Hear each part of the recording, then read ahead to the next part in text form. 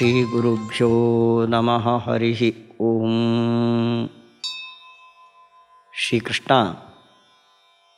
ಈ ಜಗತ್ತು ತ್ರಿಗುಣಮಯವಾದ್ದು. ದೂರ ಬೇಡ. ನಾವು ಅಂತ ಹೇಳುವ ಜೀವ, ಅವನು ಹೊದ್ದುಕೊಂಡ ಈ ದೇಹ ಅದು ತ್ರಿಗುಣಮಯವೇ. ಹೀಗಾಗಿ ತ್ರಿಗುಣದ ಒಳಗಿದ್ದ ನಾವು ನಮ್ಮ ಮುಂದಿರುವ ತ್ರಿಗುಣಾತ್ಮಕ ಪ್ರಪಂಚವನ್ನು ಅದರ ಸೆಳೆತಕ್ಕೆ ಒಳಗಾಗಿ ತ್ರಿಗುಣಾತೀತ ಭಗವಂತ ಅಂತ ನಾವು ನೋಡೋದಿಲ್ಲ, ತಿಳಿಯೋದಿಲ್ಲ ಅಂತ ಶ್ರೀಕೃಷ್ಣ ಹೇಳಿದ. ಇದರ ಇನ್ನೊಂದು ಮುಖದ ಅರ್ಥ, ತ್ರಿಗುಣಾತೀತನಾದ ಭಗವಂತ ರಾಮನಾಗಿ ಕೃಷ್ಣನಾಗಿ ನಮ್ಮ ಜೊತೆಯಲ್ಲಿ ಅವತಾರ ಎತ್ತಿ ಈ ಪ್ರಪಂಚದಲ್ಲಿ ಕಾಲಿಟ್ಟಿದ್ದಾನೆ. ಆದರೆ ಅವನು ಅಪ್ರಾಕೃತ ದೇಹ, ತ್ರಿಗುಣಾತೀತವಾದ ದೇಹ ಅವನದು. ಆದರೆ ನಾವು ಅಂದ್ಕೊಳ್ಳೋದು ನಮ್ಮ ಥರನೇ ಕೃಷ್ಣ ಅಂತ. ವಸುದೇವ ದೇವಕಿಯರು ವರ್ಷಗಳ ಕಾಲ ತಪಸ್ಸು ಮಾಡಿ ದೇವರನ್ನು ಮಗನನ್ನಾಗಿ ಪಡೆಯುವ ಭಾಗ್ಯವನ್ನು ಹೊಂದಿದವರು. ಸೆರೆಮನೆಯಲ್ಲಿ ಹುಟ್ಟುವಾಗಲೇ ಭಗವಂತ ನಿನ್ನ ಮಗನಲ್ಲ ಅಂತ ಪೀತಾಂಬರಧಾರಿಯಾಗಿ ಸಕಲಾಭರಣ ಭೂಷಿತನಾಗಿ ಎದುರುಗಡೆ ಬಂದಿದ್ದಾನೆ. ಆದರೆ ಇಂಥವನು ನಮ್ಮ ಮಗ ಅಂತ ಎದುರುಗಡೆ ಪ್ರತ್ಯಕ್ಷವಾಗಿ ಕಂಡರೂ ಕೃಷ್ಣ ಮಗುವಾಗಿ ಬಿದ್ದಾಗ ಎದ್ದಾಗ ಅವನಿಗೆ ಗಾಯ ಆಯಿತು ಅಂತ ಕಣ್ಣೀರಿಳಿಸಿದ್ದಿದ್ದೆ ತಂದೆ ತಾಯಿ. ಕದ್ದಾಗ ಕೈಯಲ್ಲಿ ಕೋಲು ಹಿಡಿದು ಹೊಡೆದಿದ್ದು ಇದೆ. ಏನನ್ನಬೇಕು? ಅವರ ಎದುರುಗಡೆ ನಾನು ಕಳ್ಳನಲ್ಲ, ನಿಮ್ಮಂಥ ಪ್ರಾಕೃತ ದೇಹ ನನಗಿಲ್ಲ ಅಂತ ತೋರಿಸಿದ್ರೂ ಕೂಡ ಆವ ದೃಶ್ಯವನ್ನು ಕಂಡು ಮಗ ಬಿದ್ದರೆ ಗಾಯ ಆಗುತ್ತೆ ಅಂತ ಅಳ್ತಾಳೆ ಅಂದರೆ ನಮ್ಮ ಥರ ಅವನ ದೇಹ ಅಂತ ಅಂದ್ಕೊಂಡವರೇ ಅವರು. ಇದು ಹೇಗೆ ಸಾಧ್ಯ ಅಂತ ಪ್ರಶ್ನೆ ನಮಗೆ. ಯಾಕೆಂದರೆ ಕೃಷ್ಣನೇ ಅವರಿಗೆ ಹೇಳ್ತಾನೆ, ಯುವಾಂ ವಾಂ ಪುತ್ರಭಾವೇನ ಬ್ರಹ್ಮಭಾವೇನ ಚ ಅಸಕೃತ್. ನಿಮಗೆ ಈ ದಿವ್ಯ ರೂಪವನ್ನು ತೋರಿಸಿದ್ದೇನೆ, ನಿಮ್ಮಂತೆ ನಾನಲ್ಲ ಅಂತ ನೋಡಿದ್ದೀರಿ. ಆದರೆ ನಾನು ಈ ರೂಪವನ್ನು ಮರೆಮಾಚಿ ಮಗುವಾಗಿ ನಿನ್ನ ಮಡಿಲಲ್ಲಿ ಕೂತಾಗ ನೀನು ಅಂದ್ಕೊಳ್ಳೋದು ದೇವರು ಅಂತಲ್ಲ, ಮಗ ಅಂತಲೇ. ಮಮ ಮಾಯಾ ದುರತ್ಯಯ. ಈ ಒಂದು ಕ್ಷಣದಲ್ಲಿ ಭಗವಂತನ ದಿವ್ಯ ವ್ಯಕ್ತಿತ್ವವನ್ನು ಮರೆಯೋದು ಹೇಗೆ ಸಾಧ್ಯ? ಅವನು ತ್ರಿಗುಣಾತೀತ ಅಂತ ತೋರಿಸಿಕೊಟ್ಟರು, ಮರುಕ್ಷಣದಲ್ಲಿ ಅವನೂ ತ್ರಿಗುಣಬದ್ಧ ಅಂತ ತಿಳಿಯುವ ಒಂದು ಪವಾಡ ಇದು ಹೇಗೆ ನಡೀತದೆ? ಹೊಟ್ಟೆ ತುಂಬ ಊಟ ಮಾಡಿದ ನಾವು ಎದ್ದು ಕೈ ತೊಳೆದಾಗ ನಾನು ಊಟವೇ ಮಾಡಿಲ್ಲ ಅಂದ್ಕೊಂಡ್ರೆ ಸಾಧ್ಯನಾ? ಇದು ಬರೋ ಸಾಧ್ಯ ಇಲ್ಲ ಈ ಭಾವ.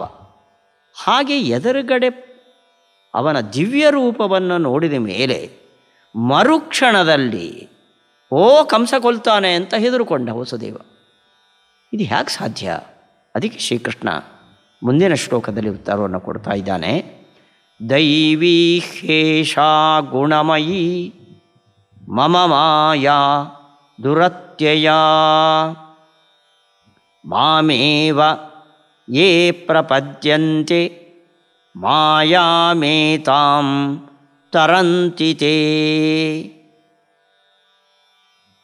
ದೈವೀ ಹಿ ಏಷಾ ಗುಣಮಯೀ ಮಮ ಮಾಯಾ ದುರತ್ಯಯ ಮಾಂ ಏವ ಯೇ ಪ್ರಪದ್ಯಂತೆ ಮಾಯಾಂ ಏತಾಂ ತರಂತಿ ತೇ. ಏಷಾ ಮಮ ದೈವೀ ಗುಣಮಯೀ ಮಾಯಾ. ಏಷಾ ಅಂದರೆ ಪ್ರಪಂಚದ ಸೃಷ್ಟಿಕರ್ತನನ್ನು ಮರೆಸಿ ಪ್ರಪಂಚದಲ್ಲಿ ಮಗ್ನರಾಗುವ ಈ ಸ್ವಭಾವಕ್ಕೆ ಕಾರಣವಾದದ್ದು ಮಮ ದೈವಿ ಮಾಯಾ. ದೇವ ಅಂದರೆ ಪರಮಾತ್ಮ, ಸಕಲ ಗುಣಶಾಲಿಯಾದವನು ದೇವ. ದೈವಿ ಅಂದರೆ ದೇವನಿಗೆ ಸಂಬಂಧಪಟ್ಟಿದ್ದು, ಅದು ಪರಮಾತ್ಮನ ಸಂಬಂಧಪಟ್ಟ ಮಾಯೆ ಅಂತ. ಇಲ್ಲಿ ಮಾಯೆ ಅಂದ ಕೂಡಲೇ ನಾವು ಐಂದ್ರಜಾಲಿಕ ಅಂತ ತಪ್ಪು ತಿಳಿಬಾರದು. ಮಾಯೆ ಅಂದರೆ ಭಗವಂತನ ಮಾಯಾಶಕ್ತಿ. ಏನದು ಮಾಯಾಶಕ್ತಿ ಅಂದರೆ, ಮಾಯೆ ಅನ್ನೋ ಶಬ್ದಕ್ಕೆ ಶಾಸ್ತ್ರದಲ್ಲಿ ಭಗವಂತನ ಇಚ್ಛೆ ಅಂತ ಒಂದು ಅರ್ಥ ಇದೆ. ಇನ್ನೊಂದು ಮಾಯೆ ಅಂದರೆ ದೈವೀ ಮಾಯೆ, ಅಂದರೆ ಶ್ರೀ ಭೂ ದುರ್ಗಾ ಅಂತ ಲಕ್ಷ್ಮೀದೇವಿಯ 3 ರೂಪಗಳು. ಅದರಲ್ಲಿ ದುರ್ಗೆ ಏನಿದ್ದಾಳೋ ಅವಳನ್ನು ಮಾಯಾಶಕ್ತಿ ಅಂತ ಕರೀತಾರೆ. ಮಾಯಾ ಮಮ ದೈವೀ ಗುಣಮಯೀ ಮಾಯಾ. ಆ ತ್ರಿಗುಣಗಳಲ್ಲಿ ತಾಮಸ ಗುಣಕ್ಕೆ ಅಭಿಮಾನಿಯಾದ ದುರ್ಗಾಶಕ್ತಿ ಏನಿದ್ದಾಳೋ ಅವಳು ದೈವಿ, ಪರಮಾತ್ಮನಿಗೆ ಸಂಬಂಧಪಟ್ಟವಳು. ಅವನೇ ಬೇಕು ಅಂತ ಅವಳನ್ನು ಸೃಷ್ಟಿ ಮಾಡಿ ಈ ತಾಮಸ ಗುಣದ ಜವಾಬ್ದಾರಿಯನ್ನು ಅವಳಿಗೆ ಕೊಟ್ಟಿದ್ದಾಳೆ. ಸಾಮಾನ್ಯ ಯಾರು ಅಯೋಗ್ಯರಿದ್ದಾರೋ ಅವರಿಗೆ ಈ ಮೋಹ ಬರುವಂತೆ ಮಾಡುವುದಕ್ಕಾಗಿ ತಾಮಸ ಪದಾರ್ಥಗಳನ್ನಿಟ್ಟು ಅದರ ಜವಾಬ್ದಾರಿಯನ್ನು ದುರ್ಗೆಗೆ ಕೊಟ್ಟು ಇದರ ಮೂಲಕ ನೀನು ಲೋಕ ಮೋಹಗೊಳ್ಳುವಂತೆ ಮಾಡು ಅಂತ ಆದೇಶ ಕೊಟ್ಟಿದ್ದಾನೆ. ಹಾಗಾದರೆ ಈ ಪ್ರಪಂಚದಲ್ಲಿ ಜ್ಞಾನವನ್ನು ಅರಸು ಅಂತ ಆದೇಶ ಕೊಟ್ಟವನು ದೇವರೇ. ನಿನಗೆ ಜ್ಞಾನ ಬರದೇ ಇದ್ದಂತೆ ಮಾಡುವ ಈ ಮಾಯೆಯನ್ನು ಸೃಷ್ಟಿ ಮಾಡಿದವನು ಭಗವಂತನೇ.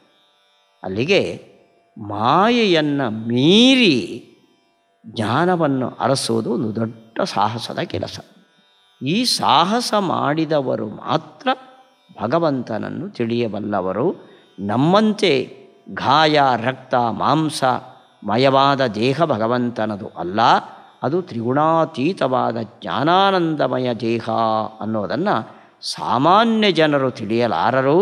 ನನ್ನ ಈ ದೈವಿ ಮಾಯೆ ಆ ತಾಮಸ ರಾಜಸ ಶಕ್ತಿಗಳಿಗೆ ಒಳಪಡಿಸಿ ಅವರನ್ನು ದಾರಿ ತೆಪ್ಪಿಸ್ತದೆ ಅಂತ ಶ್ರೀಕೃಷ್ಣ ಇಲ್ಲಿ ನಿರೂಪಣೆ ಮಾಡಿದ್ದಾನೆ. ಮಮ ಏಷಾ ಗುಣಮಯೀ ಮಾಯಾ ದುರತ್ಯಯ. ಅತ್ಯಯ ಅಂದರೆ ಮೀರೋದು, ದುರತ್ಯಯ ಅಂದರೆ ಮೀರೋಕ್ಕೆ ಸಾಧ್ಯವಿಲ್ಲದ್ದು. ಅದಕ್ಕೆ ಯಾರಾದರೂ ಕೂಡ ಒಳಗಾಗಿಯೇ ಆಗ್ತಾರೆ.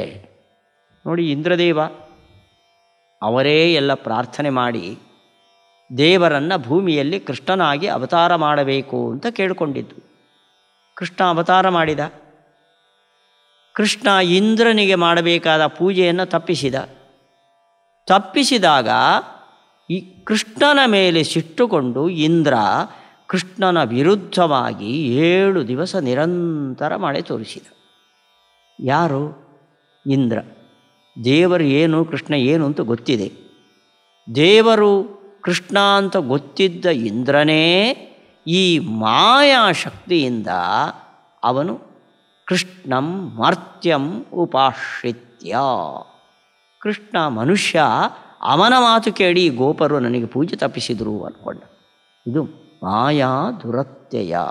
ನಮಗೆಲ್ಲ ಬಿಡಿ, ಸ್ವರ್ಗದ ದೇವತೆಗಳ ಒಡೆಯ, ಅವನಿಗೂ ದಾಟಲಾರದ ದೈವಿ ಮಾಯಾಶಕ್ತಿ ನನ್ನದು. ಇದರ ಮೂಲಕ ಜನರಿಗೆ ಆಗಬೇಕಾದ್ದನ್ನು ಆಗಬಾರ್ದನ್ನು ಮಾಡಿ ಆಗುವಲ್ಲಿಗೆ ನಾನು ಕರೆದುಕೊಂಡು ಹೋಗ್ತೇನೆ ಅಂತ ಶ್ರೀಕೃಷ್ಣನ ಮಾತು. ಅಲ್ಲಿಗೆ ಈ ಪ್ರಪಂಚ ಒಳ್ಳೆಯದೋ ಕೆಟ್ಟದೋ ಅದು ನಿಮ್ಮ ಕೈಯಲ್ಲಿ ಇರೋದಕ್ಕಿಂತ ಹೆಚ್ಚು ನನ್ನ ಕೈಯಲ್ಲಿದೆ ಅಂತಂತಾನೆ ಶ್ರೀಕೃಷ್ಣ. ಮಾಮೇವ ಯೇ ಪ್ರಪದ್ಯಂತೆ. ಯಾರು ಈ ಮಾಯಾಶಕ್ತಿಯನ್ನು ಮೀರಿ ಮಾಮೇವ ಪ್ರಪದ್ಯಂತೆ, ಪ್ರಪಂಚದಲ್ಲಿ ಅರಸಿ ಎಲ್ಲೆಡೆಯೂ ಭಗವಚ್ಛಕ್ತಿಯನ್ನು ಕಂಡು ಯಾರು ನನ್ನ ಬಳಿಗೆ ಬರ್ತಾರೋ ಮಾಯಾಂ ಏತಾಂ ತರಂತಿತಿ, ಅವರಿಗೆ ಈ ಮಾಯೆ ಅಡ್ಡ ಬರದಂತೆ ನಾನು ಮಾಡ್ತೇನೆ. ಅಲ್ಲಿಗೆ ಈ ಮಾಯಾಶಕ್ತಿಯನ್ನು ದಾಟಬೇಕಾದರೆ ನೀವು ನನಗೆ ಶರಣಾಗಬೇಕು ಅಂತ ಶ್ರೀಕೃಷ್ಣ ಹೇಳ್ತಾನೆ. ಆದ್ದರಿಂದ ದೇವರಿಗೆ ಕೃಷ್ಣನಿಗೆ ಶರಣಾಗದ ಹೊರತು ಈ ಪ್ರಪಂಚವೇ ಶಾಶ್ವತ, ಇದು ಹೋಗೋದಾದರೆ ದೇವರೂ ಬೇಡ ಅನ್ನೋ ಭಾವದಲ್ಲಿ ನಾವು ಇರ್ತೇವೆ ಹೊರತು ಇದು ಹೋಗಬೇಕಾದ್ರೆ ಇದು ಅಶಾಶ್ವತ, ಅಲ್ಲಿರುವ ಸುಖ ಇಲ್ಲಿಲ್ಲ ಅಂತನ್ನೋ ಭಾವ ನಮಗೆ ಬರಬೇಕಾದ್ರೆ ಮೊದಲು ಮಾಡಬೇಕಾದ್ದು ನಾವು ಮಾಮೇವಯೇ ಪ್ರಪದ್ಯಂತೆ, ನನ್ನನ್ನು ಶರಣಾಗಿ ಆವಾಗ ಮಾಯಾಶಕ್ತಿಯನ್ನು ದೂರ ಮಾಡುವ ಕೆಲಸ ನಾನು ಮಾಡ್ತೇನೆ ಅಂತಂದ ಶ್ರೀಕೃಷ್ಣ. ಯೇ ಮಾಮೇವ ಪ್ರಪದ್ಯಂತೆ ತೇ ಏತಾಂ ಮಾಯಾಂ ತರಂತಿ. ಈ ಮೋಹಕವಾದ ಬಂಧಕ ಶಕ್ತಿಯನ್ನು, ದುರ್ಗಾ ಶಕ್ತಿಯನ್ನು ಅವರು ದಾಟಿ ನಿಲ್ತಾರೆ. ಮತ್ತೊಮ್ಮೆ ಶ್ಲೋಕ. ದೈವೀ ಹ್ಯೇಷಾ ಗುಣಮಯೀ ಮಮ ಮಾಯಾ ದುರತ್ಯಯ ಮಾಮೇವ ಯೇ ಪ್ರಪದ್ಯಂತೆ ಮಾಯಾಮೇತಾಂ ತರಂತಿ ತೇ. ತರಂತಿ ಅಂದರೆ ದಾಟ್ತಾರೆ ಅಂತ ಅರ್ಥ. ಮುಂದಿನ ಶ್ಲೋಕ. ನಮಾಂ ದುಷ್ಕೃತಿನೋ ಮೂಢಾಃ ಪ್ರಪದ್ಯಂತೆ ನರಾಧಮಾಃ ಮಾಯಯಾ ಅಪಹೃತಜ್ಞಾನಾಃ ಆಸುರಂ ಭಾವಮಾಶ್ರಿತಾಃ. ಪದವಿಭಾಗ. ನ ಮಾಂ ದುಷ್ಕೃತಿನಃ ಮೂಢಾಃ ಪ್ರಪದ್ಯಂತೆ ನರಾಧಮಾಃ ಮಾಯಯಾ ಅಪಹೃತಜ್ಞಾನಾಃ ಆಸುರಂ ಭಾವಂ ಆಶ್ರಿತಾಃ. ಅರ್ಜುನ, ಈ ಮಾಯೆಯನ್ನು ಯಾರು ದಾಟಲು ಗೊತ್ತೋ? ದುಷ್ಕೃತಿನಃ, ಪಾಪಿಗಳು. ದುಷ್ಕೃತ್ಯ ಅಂದರೆ ಕೆಟ್ಟ ಕೆಲಸ. ಆ ಕೆಟ್ಟ ಕೆಲಸದಿಂದ ಬರೋದು ಪಾಪ. ಹಾಗಾದರೆ ದುಷ್ಕೃತಿಗಳು ಅಂದರೆ ಪಾಪಿಗಳು.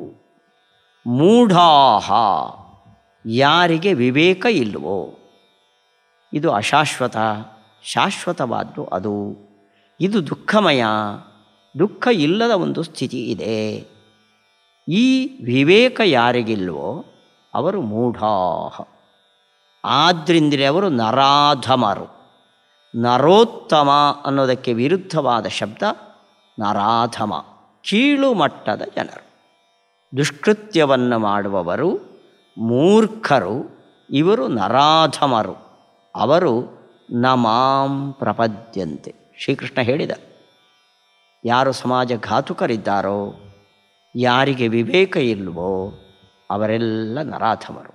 ಎಂದೆಂದು ನನ್ನ ಹತ್ರ ಬರೋದೇ ಇಲ್ಲ ಅವರು. ನ ಮಾಂ ಪ್ರಪದ್ಯಂತೆ. ಅಲ್ಲಿಗೆ ದೇವರ ಬಳಿ ನಾವು ಹೋಗಬೇಕಾದರೆ ನಾವು ನರಾಧಮರಾಗಬಾರ್ದು.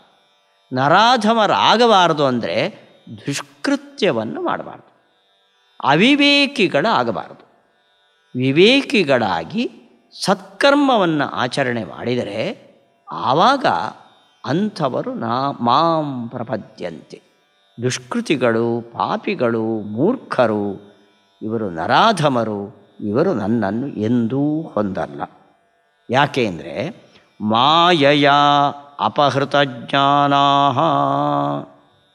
ಅವರು ಎಷ್ಟು ಬುದ್ಧಿವಂತರೇ ಆಗಿರಲಿ, ದೇವರು ಇದ್ದಾನೆ ಅಂದರೆ ದುಸ್ತರ್ಕವನ್ನು ಮಾಡಿ ಅವರ ಬುದ್ಧಿಬಲದಿಂದ ದೇವರು ಇಲ್ಲವೇ ಇಲ್ಲ, ಸ್ವರ್ಗ ಇಲ್ಲ, ನರಕ ಇಲ್ಲ, ಈ ಪ್ರಪಂಚ ಬಿಟ್ಟರೆ ಮತ್ತೆ ಬೇರೆ ಗತಿಯೇ ಇಲ್ಲ ನಮಗೆ ಅಂತ ಸಾಧಿಸುವ ಒಂದು ದುಸ್ತರ್ಕ, ಒಂದು ಪ್ರಜ್ಞೆ ಅದವರಲ್ಲಿ ಮೂಡುತ್ತದೆ. ಯಾಕೆಂದರೆ ಮಾಯಯ ಅಪಹೃತ ಜ್ಞಾನ.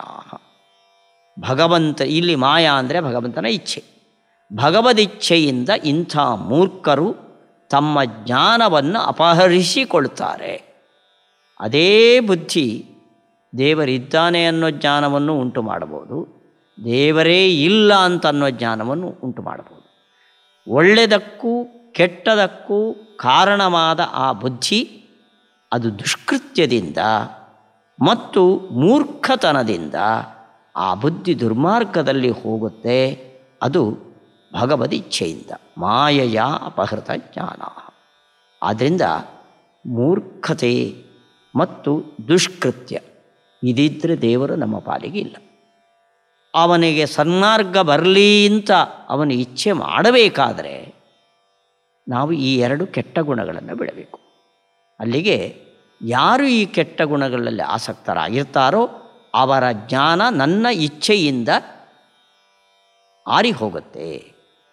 ಆಸುರಂ ಭಾವಮಾಶ್ರಿತ, ಅಂಥ ಜನರನ್ನು ಶ್ರೀಕೃಷ್ಣ ಅಸುರರು ಅಂತ ಕರೀತಾರೆ. ಅಸುರರು ಅಂದ ಕೂಡಲೇ ನೀವು ಹಿರಣ್ಯಾಕ್ಷ, ಹಿರಣ್ಯಕಶಿಪು, ರಾವಣ, ಕುಂಭಕರ್ಣ ಅಂತ ಯೋಚನೆ ಮಾಡಬೇಡ್ರಿ. ಪ್ರಾಯ ನಾವೆಲ್ಲ ಅಸುರರೇ. ಆ ಶಬ್ದ ಎಷ್ಟು ಚೆಂದ ಇದೆ ಅಂದರೆ ನೋಡಿ, ನಾವು ಅಸುರರಲ್ಲ ಅಂತ ನೀವು ಅಂದ್ಕೊಳ್ಳೋದೇ ಇಲ್ಲ. ಅಸು ಅಂದರೆ ದೇಹ, ಅಸುಷು ರಥಾಹ ಅಸುರಾಹ. ಯಾರು ಈ ದೇಹ ಪೋಷಣೆಯಲ್ಲೇ ಮಗ್ನರಾಗಿರ್ತಾರೋ ಅವರೆಲ್ಲ ಅಸುರರೇ ಅಂತ. ಅಲ್ಲಿಗೆ ಅಸುರರು ಅಂದರೆ ದೈತ್ಯರು, ರಾವಣ, ಕುಂಭಕರ್ಣ ಅವರಿಗೆ ಮೀಸಲಾದ ಶಬ್ದ ಅಲ್ಲ. ಈ ದೇಹ ಪೋಷಣೆಯಲ್ಲೇ ಮಗ್ನರಾಗಿದ್ದರು. ಈ ದೇಹ ಬಿದ್ದರೆ ಮುಗೀತು ಅಂತ ಅಂದ್ಕೊಂಡು ಆತ್ಮನ ಅಸ್ತಿತ್ವವನ್ನು ಯಾರು ಅಲ್ಲಗಳಿತಾರೋ ಅವರೆಲ್ಲ ಅಸುರರೇ ಅಂತ. ಆದ್ದರಿಂದ ಆಸುರ ಭಾವ ಅಂದರೆ ದೇಹ ಬಿಟ್ಟರೆ ಮತ್ತೊಂದಿಲ್ಲ ಅನ್ನೋ ಭಾವ.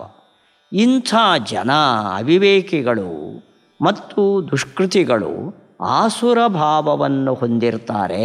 ಅದನ್ನು ಬಿಡುವವರೆಗೆ ನಾನು ಅವರನ್ನು ಉದ್ಧಾರ ಮಾಡೋದಿಲ್ಲ ಅಂದ ಶ್ರೀಕೃಷ್ಣ. ಆದ್ದರಿಂದ ಗೀತೆ ನಮಗೆ ಕೊಡುವ ಸಂದೇಶ, ಹೇಗೆ ಪರಿಶುದ್ಧವಾದ ಮಗುವನ್ನು ಅಪ್ಪ ಬಾಚಿ ತಬುತ್ತಾನೋ, ಆ ಮಗುವಿನ ಮೈಯಲ್ಲಿ ಕೆಸರು, ಕೊಳೆ, ಕೆಟ್ಟ ಬಟ್ಟೆ ತುಂಬಿದರೆ ಅಪ್ಪ ತೊಳ್ಕೊಂಡು ಬಾ ಅಂತ ಹೇಳ್ತಾನೋ, ಕೃಷ್ಣ ಹೇಳ್ತಾನೆ ಮಾತು. ಮೊದಲು ನಿನ್ನ ಮನಸ್ಸಿನ ಕಲ್ಮಶವನ್ನು ತೊಳೆದು ಶುದ್ಧಗೊಳಿಸು, ಆಮೇಲೆ ನಾನು ಕರೆಸ್ಕೋತೇನೆ. ನೀನು ಆಸುರ ಭಾವವನ್ನು ಬಿಡದ ಹೊರತು ನಾನು ನಿನ್ನನ್ನು ಅಪ್ಪಿಕೊಳ್ಳೋದಿಲ್ಲ ಅಂತ. ಮತ್ತೊಮ್ಮೆ ಶ್ಲೋಕ. ನಮಾಂ ದುಷ್ಕೃತಿನೋ ಮೂಢಾಃ ಪ್ರಪದ್ಯಂತೆ ನರಾಧಮಾಃ ಮಾಯಯಾಪಹೃತಜ್ಞಾನಾಃ ಆಸುರಂ ಭಾವಮಾಶ್ರಿತಾಃ. ಆಸುರ ಭಾವ ಅಂದರೆ ದೇಹವೇ ಎಲ್ಲ, ಆತ್ಮ ಇಲ್ಲ, ದೇಹ ಪೋಷಣೆಯಲ್ಲೇ ಆಸಕ್ತವಾದ ಭಾವ, ಸ್ವಭಾವ, ಇದನ್ನು ಯಾರು ಆಶ್ರಯಿಸಿರ್ತಾರೋ ಅವರ ಜ್ಞಾನ ಮಾಯೆಯಿಂದ ಅಪಹೃತ, ಭಗವದಿಚ್ಛೆಯಿಂದ ಅಪಹರಿಸಲ್ಪಟ್ಟಿರ್ತದೆ.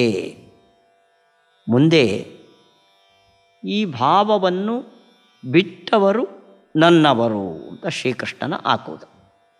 ಅವರು ಎಷ್ಟು ಜನ? ನನ್ನವರು ಅಂದರೆ ಶ್ರೀಕೃಷ್ಣನ ಭಕ್ತರು. ಆ ಭಕ್ತರು ಎಷ್ಟು ವಿಧ ಅನ್ನೋ ವಿವರವನ್ನು ಶ್ರೀಕೃಷ್ಣ ಮುಂದಿನ 16ನೆಯ ಶ್ಲೋಕದಲ್ಲಿ ಕೊಡ್ತಾ ಇದ್ದಾನೆ. ಚತುರ್ವಿಧಾ ಭಜಂತೆ ಮಾಂ, ಚತುರ್ವಿಧಾ ಭಜಂತೆ ಮಾಂ ಜನಾಃ ಸುಕೃತಿನೋರ್ಜುನ ಆರ್ತೋ ಜಿಜ್ಞಾಸುರರ್ಥಾರ್ಥಿ ಜ್ಞಾನೀ ಚ ಭರತರ್ಷಭ. ಪದವಿಭಾಗ. ಚತುರ್ವಿಧಾ ಭಜಂತೆ ಮಾಂ ಜನಾಃ ಸುಕೃತಿನಃ ಅರ್ಜುನ ಆರ್ತಃ ಜಿಜ್ಞಾಸುಃ ಅರ್ಥಾರ್ಥಿ ಜ್ಞಾನೀ ಚ ಭರತರ್ಷಭ. ಹಿಂದೆ ದುಷ್ಕೃತಿನಃ ಅಂದ, ಈಗ ಸುಕೃತಿನಃ. ಯಾರು ದುಷ್ಕೃತ್ಯವನ್ನು, ಸಮಾಜಘಾತುಕ ಕೆಲಸವನ್ನು ಮಾಡಲ್ವೋ, ಸಮಾಜಕ್ಕೆ ಒಳಿತಾದ ಕೆಲಸವನ್ನು, ಮತ್ತೊಬ್ಬರಿಗೆ ಒಳಿತಾದ ಒಳ್ಳೆ ಸತ್ಕರ್ಮಗಳನ್ನು ಮಾಡ್ತಾರೋ ಅರ್ಜುನ, ಅವರು ಚತುರ್ವಿಧಾ ಮಾಂ ಭಜಂತೆ. ಅಂಥ ಸಜ್ಜನರು 4 ವಿಧರಾಗಿ ನನ್ನನ್ನು ಭಜಂತೆ ಅಂದರೆ ನನ್ನಲ್ಲಿ ಭಕ್ತಿ ಮಾಡ್ತಾರೆ. ನನ್ನ ಭಕ್ತರು 4 ಜನ. ಯಾರ್ಯಾರು? ಆರ್ತಃ, ಆರ್ತಿ ಅಂದರೆ ದುಃಖ, ಆರ್ತ ಅಂದರೆ ದುಃಖದಲ್ಲಿರುವವನು. ಜಿಜ್ಞಾಸುಹು ಅಂದರೆ ದೇವರನ್ನ ತಿಳಿಯಬೇಕು ಅಂತ ಇಚ್ಛೆ ಇರುವವನು. ಅರ್ಥಾರ್ಥಿ, ಅರ್ಥ ಅಂದರೆ ದ್ರವ್ಯ, ಸಂಪತ್ತು. ಅರ್ಥಿ ಅಂದರೆ ಬಯಸುವವನು, ಸಂಪತ್ತನ್ನು ಬಯಸುವವನು. ಜ್ಞಾನೀಚ, ಅವನಿಗೆ ಯಾವ ಬಯಕೆಯೂ ಇಲ್ಲ, ಅವನು ಪರಿಪೂರ್ಣ ದೇವರು ಅಂದರೆ ಏನೂ ತಿಳ್ಕೊಂಡಿದ್ದಾನೆ ಅಂಥ ಒಬ್ಬ ಭಕ್ತ. ಹೀಗೆ ಆರ್ತನಾದ ಭಕ್ತ, ಜಿಜ್ಞಾಸುವಾದ ಭಕ್ತ, ಅರ್ಥಾರ್ಥಿಯಾದ ಭಕ್ತ, ಜ್ಞಾನಿ. ಹೀಗೆ 4 ವಿಧದ ಭಕ್ತರು ನನಗಿದ್ದಾರೆ ಅಂದ ಶ್ರೀಕೃಷ್ಣ. ಆರ್ತ ಅಂದರೆ ದುಃಖದಲ್ಲಿರುವವ, ದೇವರೇ ಈ ದುಃಖವನ್ನು ದಾಟಿಸಿಕೊಡು ಅಂತ ದೀನನಾಗಿ ಬೇಡುವ ಭಕ್ತ. ಜಿಜ್ಞಾಸು ಅಂದರೆ ನಾನು ಈ ಪ್ರಪಂಚಕ್ಕೆ ಮನುಷ್ಯ ದೇಹವನ್ನು ಪಡೆದು ಬಂದಿದ್ದೇನೆ, ಈ ದೇಹದಲ್ಲಿ ನನಗೆ ನಿನ್ನನ್ನು ತಿಳಿದುಕೊಡುವ ಬುದ್ಧಿಯನ್ನು ಕೊಡು ಅಂತ ಜ್ಞಾನದ ಅಪೇಕ್ಷೆಯಿಂದ ನನ್ನ ಬಳಿಗೆ ಬರುವ ಭಕ್ತ. ಅರ್ಥಾರ್ಥಿ ಅಂದರೆ ಪ್ರಪಂಚಕ್ಕೆ ಬಂದಿದ್ದೇನೆ, ತುಂಬ ಬಡತನ ಇದೆ, ನನಗೆ ದ್ರವ್ಯವನ್ನು ಕೊಡು ದೇವರೇ, ದುಡ್ಡು ಕೊಡು ಅಂತ ಸಂಪತ್ತನ್ನು ಅರಸಿ ಬರುವ ಭಕ್ತ. ಜ್ಞಾನೀಚ, ಇವನಿಗೆ ಸಂಪತ್ತು ಬೇಡ, ರೋಗ ಪರಿಹಾರದ ಅಪೇಕ್ಷೆ ಇಲ್ಲ, ಜ್ಞಾನ ಪಡೆದಿದ್ದಾನೆ, ಭಗವಂತನ ಪೂರ್ಣ ಜ್ಞಾನವನ್ನು ಪಡೆದು ಸಹಜವಾಗಿ ಭಗವಂತನನ್ನು ಪ್ರೀತಿಸುವ. ಮಗು ತಾಯಿಯ ಮೇಲೆ ಪ್ರೀತಿ ಮಾಡ್ತದೆ. ತಾಯಿ ಅದು ಕೊಡ್ತಾಳೆ ಇದು ಕೊಡ್ತಾಳೆ ಅಂತನೋ ಸ್ವಾರ್ಥದಿಂದ ಅದರ ಪ್ರೀತಿಯಲ್ಲ. ಮಗುವಿಗೆ ತಾಯಿಯ ಮೇಲೆ ಹೇಗೆ ಸ್ವಾಭಾವಿಕವಾದ ಮಮತೆ ಇದೆಯೋ ಅದರಂತೆ ಜ್ಞಾನಿಯಾದವನು ಸಹಜವಾಗಿ ನನ್ನನ್ನು ಪ್ರೀತಿಸ್ತಾನೆ, ಭಕ್ತಿ ಮಾಡ್ತಾನೆ. ಹೀಗೆ ನನ್ನ ಭಕ್ತರು 4 ವಿಧರಾಗಿದ್ದಾರೆ. ಮತ್ತೊಮ್ಮೆ ಶ್ಲೋಕ. ಚತುರ್ವಿಧಾ ಭಜಂತೆ ಮಾಂ ಜನಾಃ ಸುಕೃತಿನೋರ್ಜುನ, ಆರ್ತೋ ಜಿಜ್ಞಾಸುರರ್ಥಾರ್ಥಿ ಜ್ಞಾನೀ ಚ ಭರತರ್ಷಭ. ಶ್ರೀಕೃಷ್ಣಾರ್ಪಣಮಸ್ತು. ಭಗವದ್ಗೀತೆಯ ಈ ಪ್ರವಚನದ ಸೇವೆಯನ್ನು ನಡೆಸಿಕೊಟ್ಟ ಧನ್ಯರು ಶ್ರೀಪೂರ್ಣ ಕುಲಕರ್ಣಿ ಮತ್ತು ಪ್ರಗತಿ ದೇಶಪಾಂಡೆ. ಇವರಿಗೆ ಭಗವಂತ ಶ್ರೀಕೃಷ್ಣ ಸಕಲ ವಿಧದ ಸೌಭಾಗ್ಯವನ್ನು ಕೊಟ್ಟು ಜ್ಞಾನವೃದ್ಧಿಯನ್ನು ಮಾಡಿಕೊಡಲಿ ಅಂತ ಪ್ರಾರ್ಥಿಸೋಣ. ಶ್ರೀಕೃಷ್ಣ.